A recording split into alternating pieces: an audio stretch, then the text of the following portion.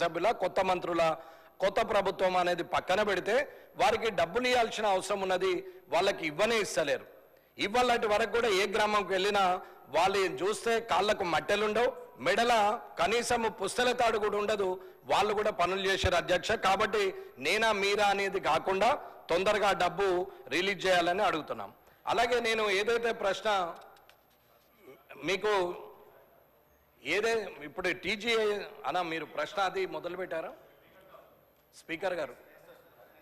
ఇప్పుడు ఇదైతే మీరు ఖచ్చితంగా డబ్బులు రిలీజ్ చేయాల్సిన పరిస్థితి ఉన్నది అన్న. ఒకరి మీద ఒకరు దూషణలు చేసే కన్నా సమస్య పరిష్కారం దిశగా ప్రభుత్వం ప్రయత్నిస్తుందని అనుకుంటున్నాం. కాబట్టి రానున్న ఒక నెల లోపల వారందరి బిల్లులు రిలీజ్ చేయాలని చెప్పి వారి సర్పంచుల తరపున, ఎంపీటీసీల తరపున, జడ్పీటీసీల తరపున, అందరి తరపున అందరి సమస్యలు ఉన్నాయి కాబట్టి అందరు శాసనసభ్యులు కూడా ఏకగ్రీవంగా వాళ్ళు మిత్తిలు కట్టలేక అప్పులు కట్టలేక ఇవాళ చాలా బాధల్లో ఉన్నారు.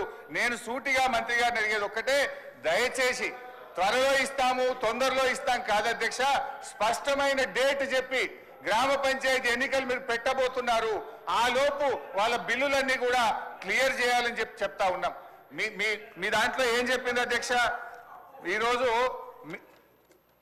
ఇది మీ మేనిఫెస్టో, కాంగ్రెస్ పార్టీ మేనిఫెస్టోలో ఏం చెప్పింది అధ్యక్ష?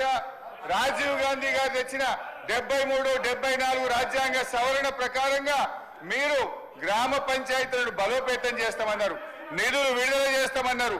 కానీ మీరు అది ఏది కూడా చేయకుండా ఇవాళ మోసం చేస్తున్నారు. మాజీ సర్పంచ్లకు, మాజీ ఎంపీటీసీలకు పింఛన్లు ఇస్తామన్నారు. పింఛన్ మాట దేవుడు కానీ వచ్చే జీతం కూడా ఇస్తలేదు అధ్యక్ష. గా పింఛన్ కూడా ఎప్పటి నుంచి ఇస్తారో, జీతాలు ఎప్పటిలో క్లియర్ చేస్తారో, బిల్లులు ఎప్పటిలో క్లియర్ చేస్తారో స్పష్టంగా